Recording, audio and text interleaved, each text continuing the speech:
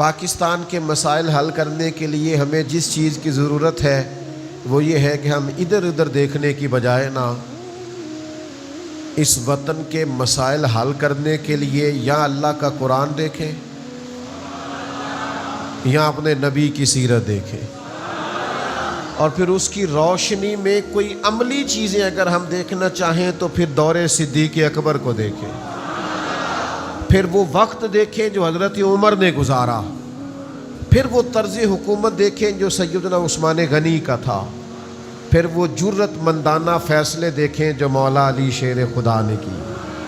آپ اس طرز کو لے کر آگے چلیں، آپ اس پر غور کریں، یہ ہمارے مسائل کا حل ہے۔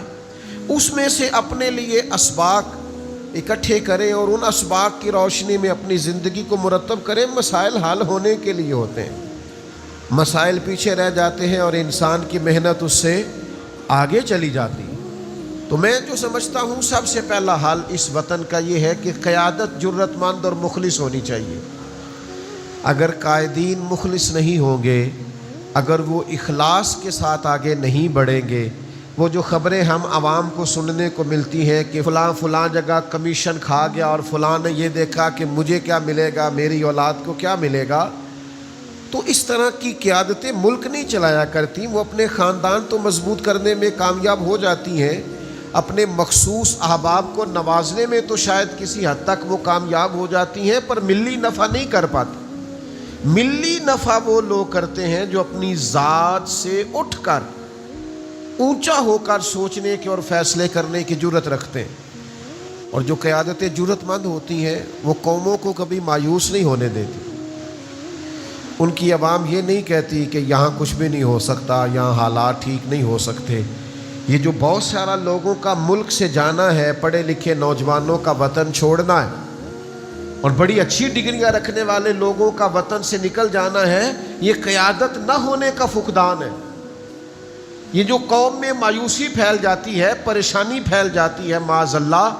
اور لوگ اس نتیجے پہ پہنچ جاتے ہیں کہ ہمیں چلے جانے چاہیے، یہاں نہیں رہنا چاہیے، تو یہ قیادت کی کمی ہے۔ کس قدر سخت حالات تھے مسلمانوں پر مکہ مکرمہ میں، کیسی کٹھن سزائیں تھیں، کس طرح کے زخم تھے سیدنا بلال حبشی کی پشت مبارک پر،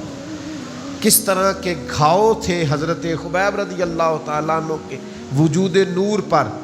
کس قدر تکلیفیں تھیں جناب عمار ابن یاسر کے لیے، لیکن یہ میرے رسول کی قیادت کا کمال ہے کہ زخم بھی تھے، تشدد بھی تھا، بھوک بھی تھی، تکلیفیں بھی تھیں، لیکن حضور نے انہیں اس طرح کا ذہن دیا تھا کہ وہ ہر وقت تازہ دم رہتے تھے۔ انہیں لگتا تھا کہ کل جو صبح چڑھے گی وہ انشاءاللہ دین کے جھنڈے کو بلند کر کے چڑھے گی۔ نبی پاک علیہ السلام نے کبھی مایوسی نہیں پھیلنے دی، حضور علیہ السلام نے کبھی قوم کو نا امید نہیں ہونے دیا، کبھی کسی مقام پر اللہ کے رسول صلی اللہ تعالیٰ علیہ وسلم نے لوگوں کو کمزور نہیں پڑنے دیا۔ لیکن آج ہماری حالت یہ ہے کہ قیادت زیرک نہیں ہے، سمجھدار نہیں ہے، تو نتیجہ یہ ہے کہ لوگ پریشان ہوتے ہیں۔ کوئی بندہ کام کرتا ہے اس کو بھی نہیں لوگ کرنے دیتے، کہتے ہیں یہاں تو اپنے صلاحیتیں ضائع کرے گا، یہاں کیا فائدہ ہوگا، نتیجہ کیا نکلے گا۔ تو یہ خوفناک صورتحال ہے، یہ پریشان کن صورتحال ہے، یہ تکلیف دہ صورتحال ہے۔ اس کے لیے ہمیں فوری طور پر یہ سمجھنا ہوگا، جو بڑے ہیں